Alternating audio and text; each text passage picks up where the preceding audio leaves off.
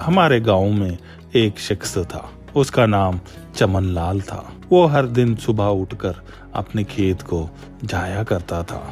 उसको बहुत लगाव था अपने फसल से, क्योंकि वो उसकी रोजी रोटी थी और कुछ करना नहीं चाहता था। वो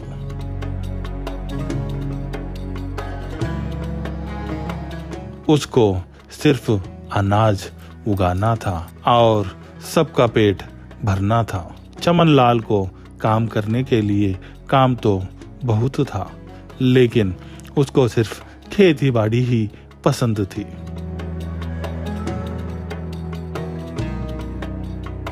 चमन लाल का बेटा बड़ा ही बिजनेसमैन था, लेकिन बेटे के बिजनेस में उसको कुछ भी इंटरेस्ट ही नहीं था। बेटा अपने पिता चमन लाल को समझाते रहा, लेकिन चमन लाल ने बेटे की बात नहीं सुनी और वो अपने बेटे की बात सुनता ही नहीं था।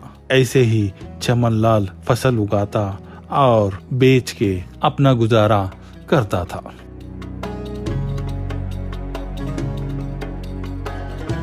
चमन लाल को अपने खेती से प्यार था। उसको दुनिया की दौलत नहीं चाहिए थी। उसको सिर्फ खेती बाड़ी ही पसंद थी।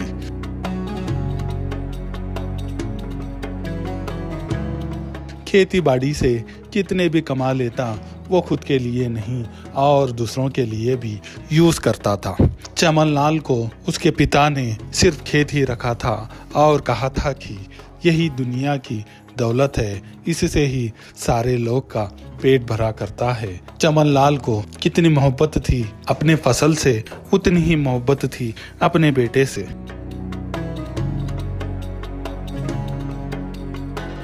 चमन लाल अपने खेतों में फसल को बहुत ही अच्छे से देखा करता था। चमन लाल की एक और आदत भी थी। जितने भी पैसे खेती बाड़ी से कमाता था, उसका आधा हिस्सा गांव के गरीब लोग को दिया करता था, क्योंकि उसको उतनी जरूरत नहीं थी। उसको धन दौलत नहीं चाहिए था। उसको अपने बेटे की भी धन दौलत नहीं चाहिए थी। सिर्फ उसको काम करना था। चमन लाल को अपने बेटे से बहुत ही लगाव था।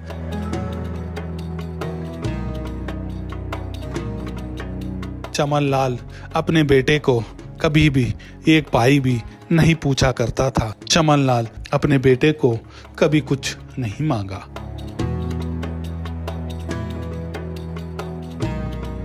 चमन लाल का बेटा अपना काम करते रहा और चमन लाल अपना काम करते रहा। चमन लाल के बेटे का बिजनेस बड़ा ही अच्छा चल रहा था, लेकिन दुश्मन भी बढ़ते ही जा रहे थे।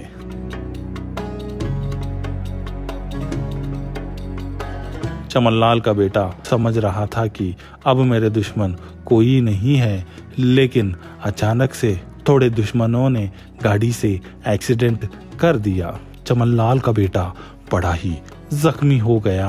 बेटे की एक्सीडेंट की खबर सुनकर चमन लाल भागते हुए अस्पताल चला गया।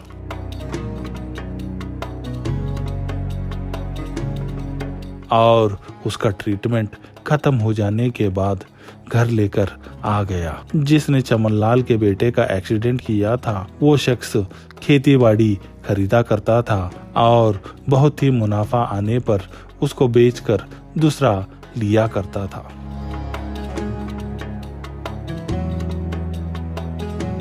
एक दिन चमन लाल के खेत के करीब वो शख्स खेत खरीदने आया था। वहां पर इधर उधर घूमते रहा। उस समय पर सांप ने उसको काट दिया।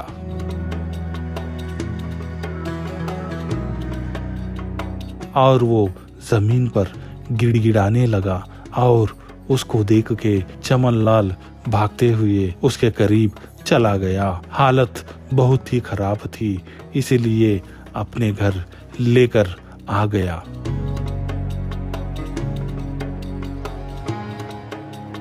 और उसको दवा देकर और उसका देखभाल करता है। पूरे 2 दिन तक उसकी बड़ी खिदमत करता है। तब जाकर वो शख्स उठता है।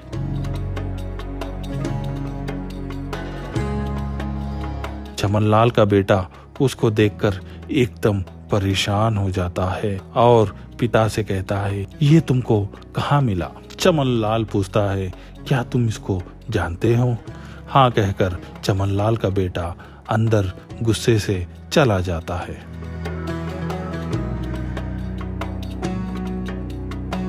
वो शख्स चमनलाल के बेटे को देखते रहता है, लेकिन बाप के सामने कुछ ना कहते हुए गुस्से से वहां से चमनलाल का बेटा निकल जाता है। तब धीरे से वो शख्स उठकर कहने लगता है, मैंने तुम्हारे बेटे को मार देना चाहा था, एक्सीडेंट मैंने ही करवाया था।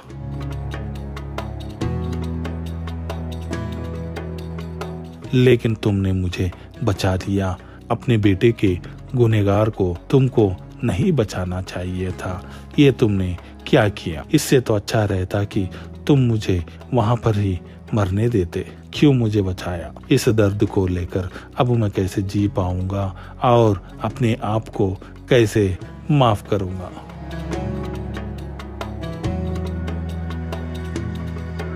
एक काम करो, तुम फिर से मुझे जहर दे दो, मैं पीकर मर जाऊंगा। तब चमनलाल कहता है, तुमने गलती की है लेकिन पछता भी रहे हो। तुम्हारी भूल को माफ किया जा सकता है।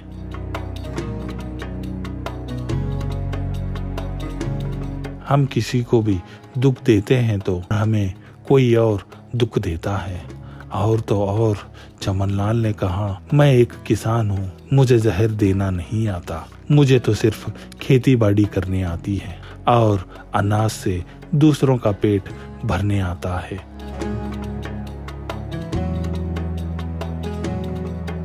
हम किसान हैं, हमारे देशवासियों की सुरक्षा हम करना जानते हैं और खेतों में काम करते हैं। हम अपना देश हमेशा स्वस्थ रहे इसीलिए हर रोज हल चलाया करते हैं। और तुम देश में बिजनेस करने के लिए एक दूसरे से लड़ रहे हो।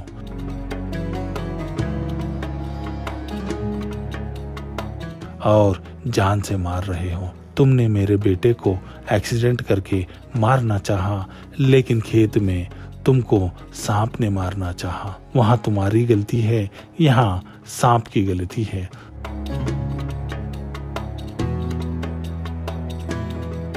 तुम सबकी दुआ में रहते तो शायद ये सब आज नहीं होता। जाओ, अब तो अपनी जिंदगी अच्छे से जिया करो। मैं तुमसे बदला नहीं लूंगा। वो ऊपर वाला हर चीज का गुनाह लिखता है और वही हिसाब करता है।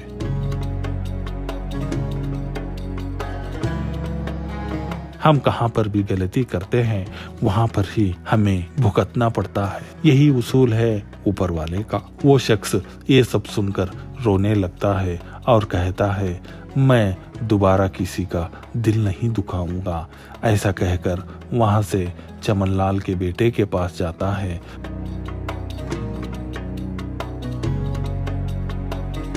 और दोनों मिलकर बहुत काम करते हैं और ढेर सारी सफलता हासिल करते हैं।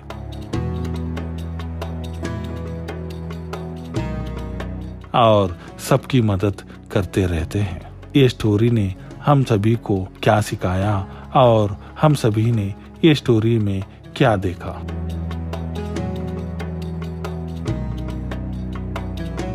सब साथ है तो काम आसान है, वरना अनाज हमसे दूर है। चमनलाल की अच्छाइयों के खातिर बेटे को कुछ नहीं हुआ। चमनलाल की अच्छाइयों के खातिर वो शख्स भी बच गया।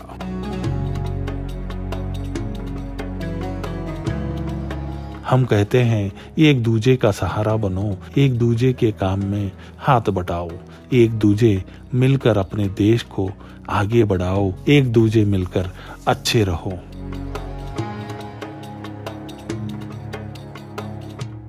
अच्छा ही सच है, सच से ही हम हैं। ये स्टोरी आपको कैसे लगी हमें कमेंट करके ज़रूर बताओ और हम वो कमेंट पर भी ज़रूर वीडियो बनाएंगे। और हमारे चैनल पिक क्रिएटर को लाइक शेयर सब्सक्राइब ज़रूर करना। चलता हूँ, खुदा हाफिज।